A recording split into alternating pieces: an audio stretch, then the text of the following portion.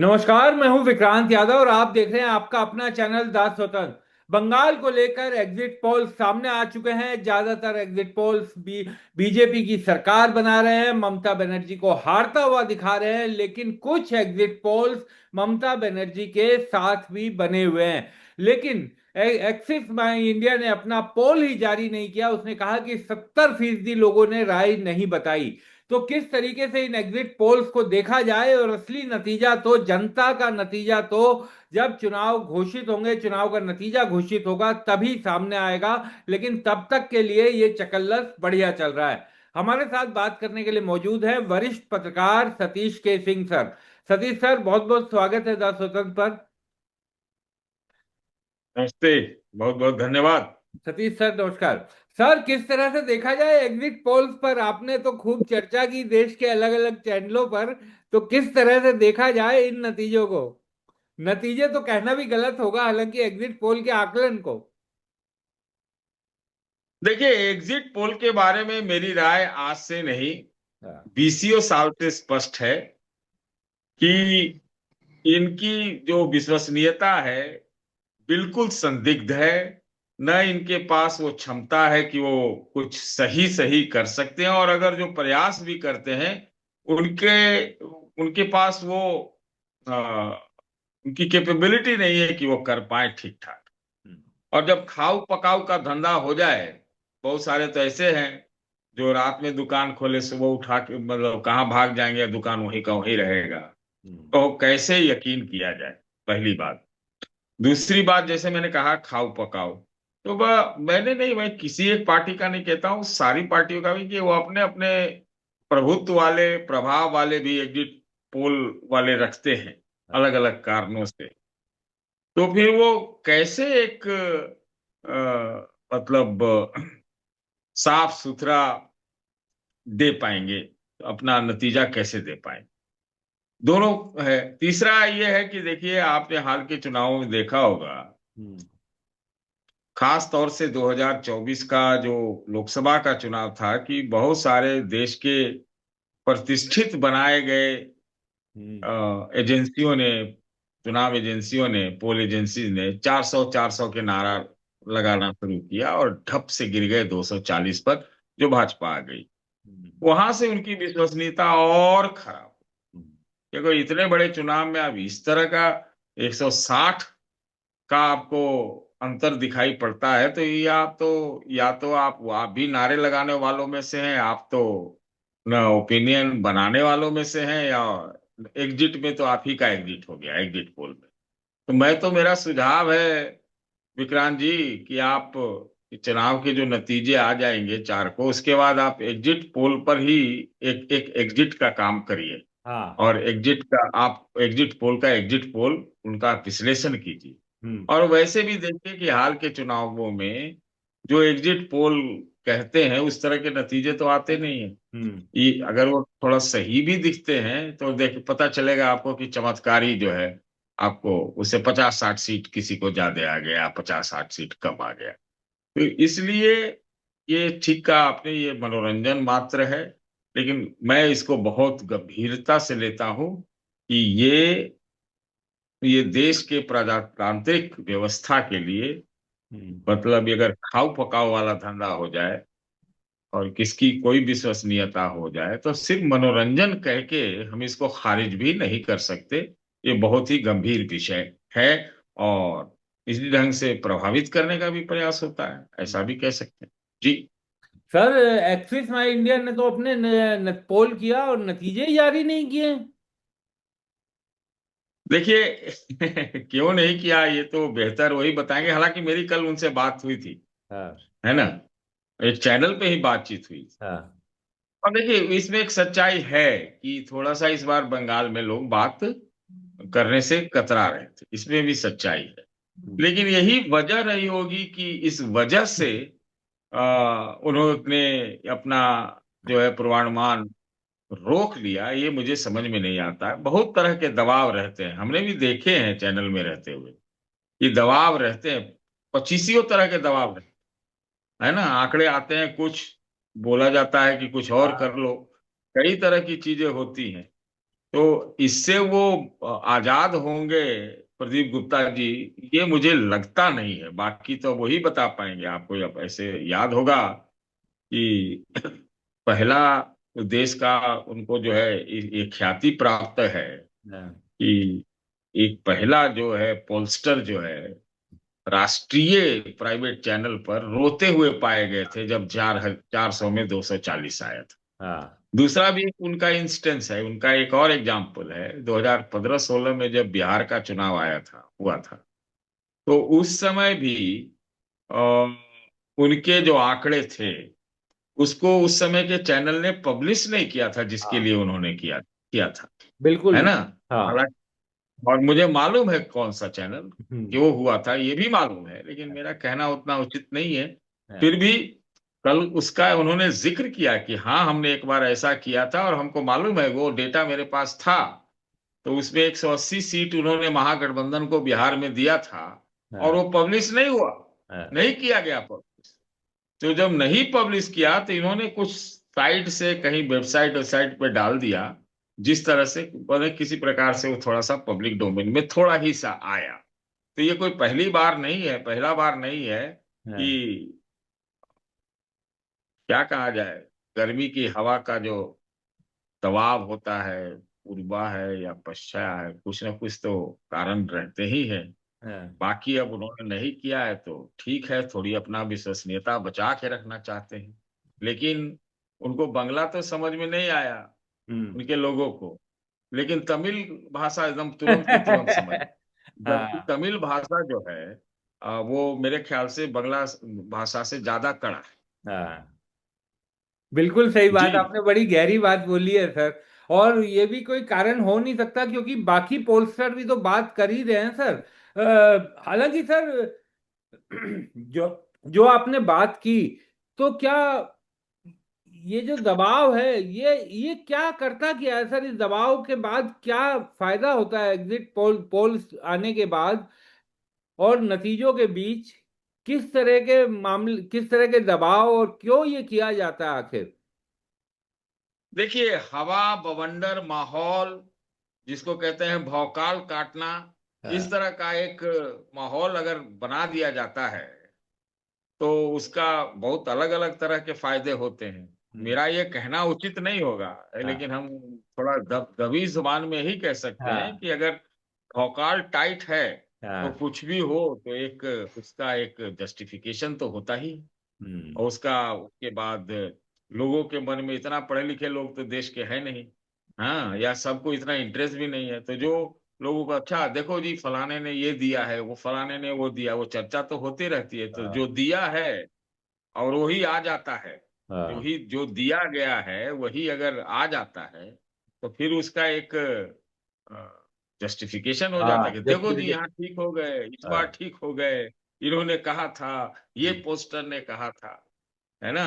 अब जब इस दौर में हम लोग हैं जहां पर चुनाव में वोटिंग के आंकड़े ही आने में इतने देर लग जाते हैं, हम्म। इस बार का मुझे नहीं पता, लेकिन पिछले कई बार देखा है कि कई कई दिन लग गए हैं।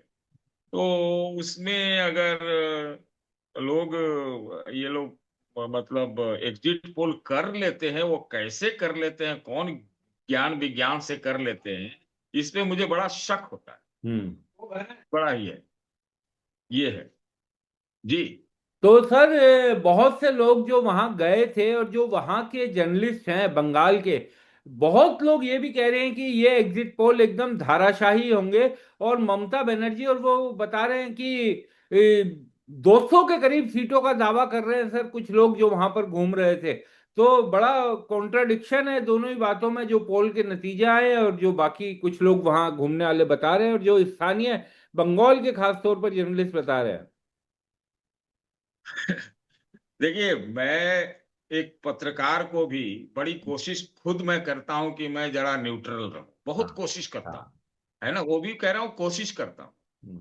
है ना। मैं नहीं कहूंगा कि एकदम पूरी तरह से न्यूट्रल ही हम्म। हो जाऊं, लेकिन न्यूट्रल रहने का प्रयास करता हूं। विक्रांत जी, आजकल ऐसा माहौल है इस देश में कि बड़ा न्यूट्रल रहना बड़ा मुश्किल काम है। सबसे मुश्किल काम हर है। कोई अपने दिल दिमाग से, कई कारणों से, अलग अलग चेतना से, अलग अलग इमोशन से बहुत प्रभावित है।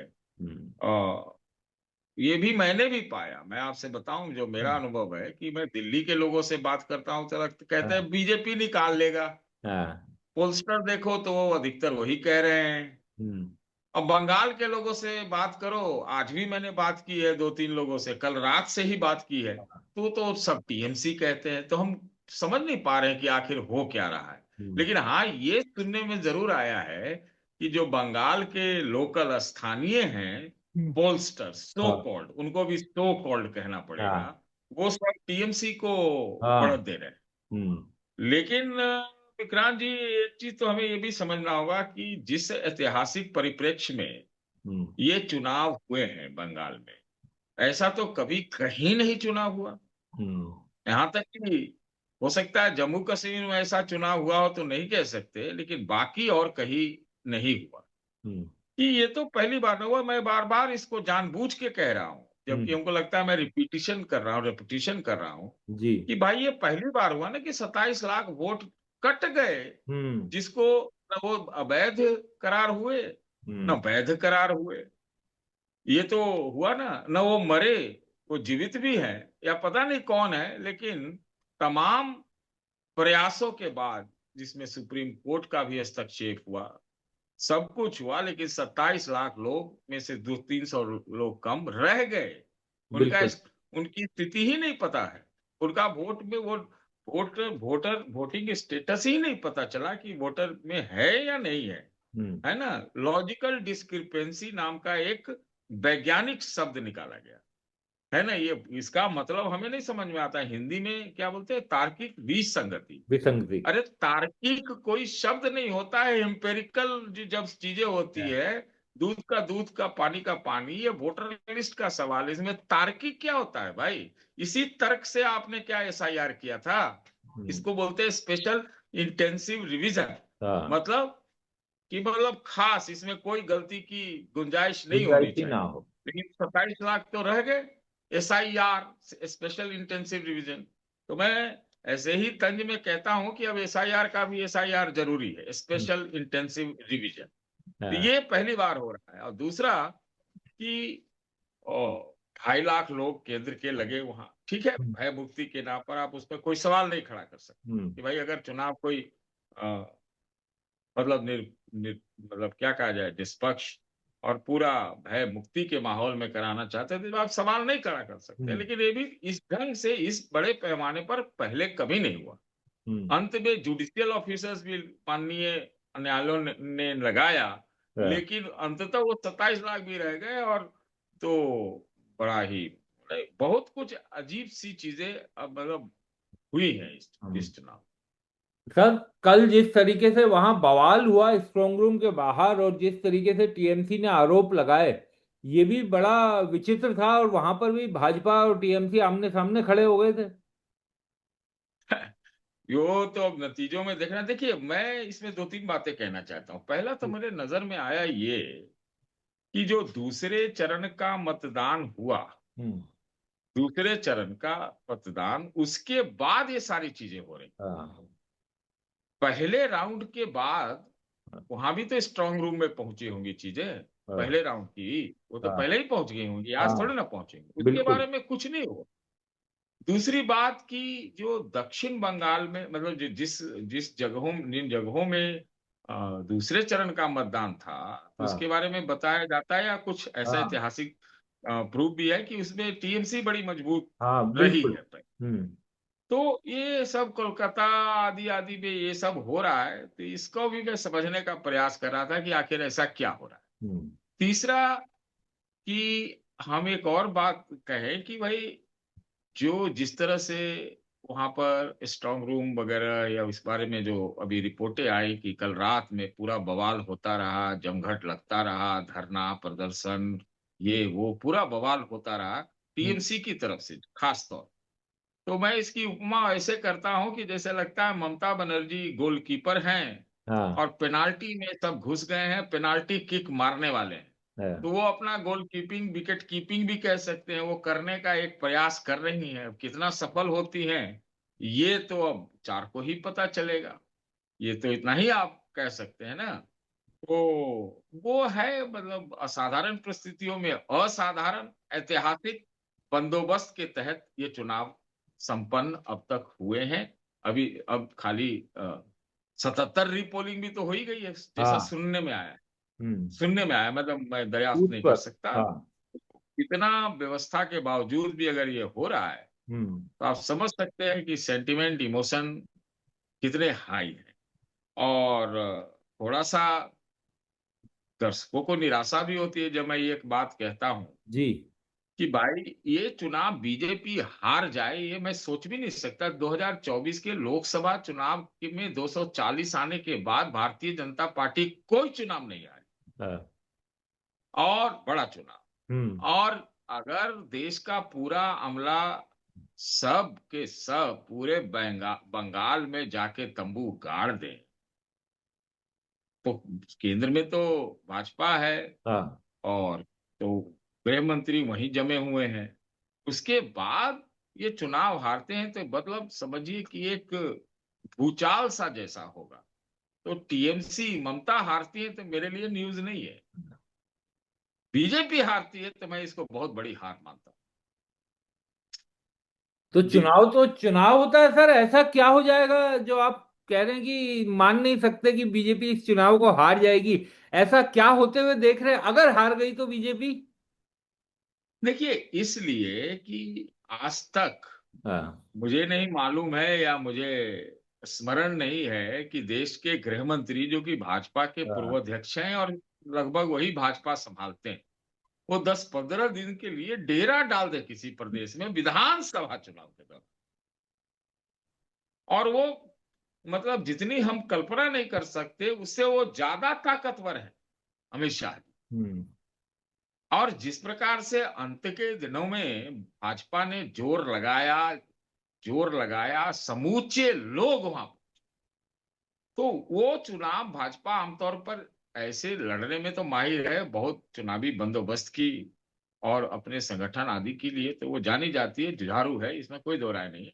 लेकिन इस ढंग से जाके मौजूद हो जाना, वहीं पे रुक जाना, और उसके बाद जो है प्रधानमंत्री जी भी, आप देखिए प्रधानमंत्री जी का जो वोटिंग के दिन जो एक रुख रवैया रहा, हाँ। कि काशी विश्वनाथ के काशी। दर्शन भी किए, मां अन्नपूर्णा के भी दर्शन किए, उसके बाद भाषण दिया, उसमें बंगाल ही बंगाल बोलते रह गए यहाँ पर हरदोई में आके। तो उन्होंने कोई मतलब एड़ी चोटी की जोर लगा देना, कसर कुछ नहीं छोड़ना, हर कुछ कर देना, संसाधन में आप उनके सामने कुछ टिक नहीं सकते।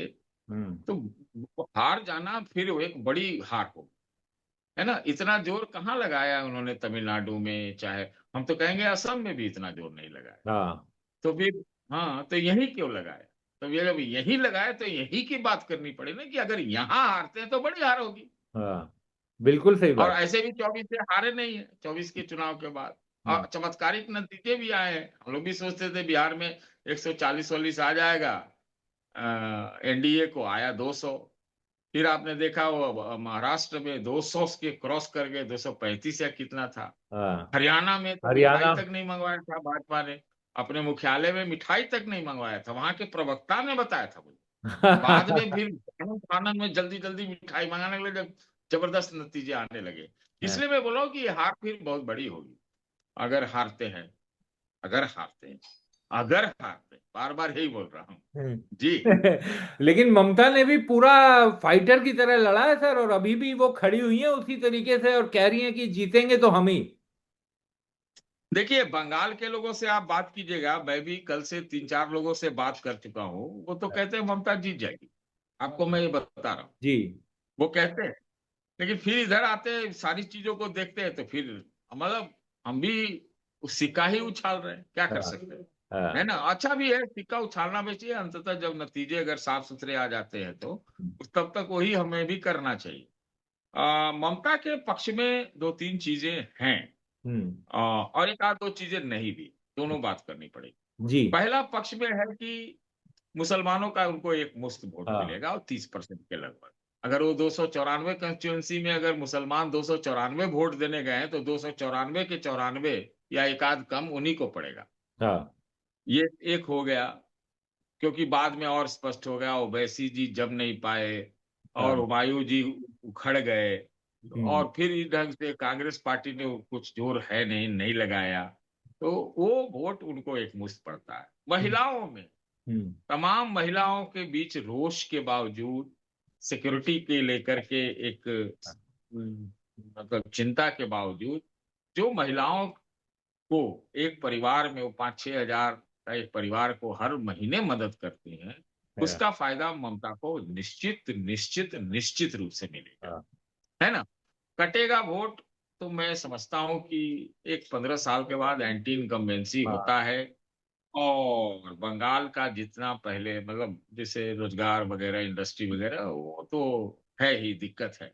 तो वो एक एंटी इनकम्बेंसी रहेगा, और महिला सिक्योरिटी को लेकर भी एक एंटी इनकम्बेंसी है। और सिंबलिज्म में आप देखिए कि आरजी करके विक्टिम की माँ को टिकट वगैरह दे करके भाजपा ने वो एक बड़ा सिंबॉलिक सिंबॉलिक। पॉलिटिक्स करने का, तो इस तरह के वोट हैं। और नॉर्थ बंगाल में पहले से भी जो बाहर के बंगाली मतलब बाहर से आए हुए जो लोग बंगाल में बसे, उसके बीच भी बीजेपी ने अच्छा किया था पिछले चुनाव में भी, 21 में। हम्म।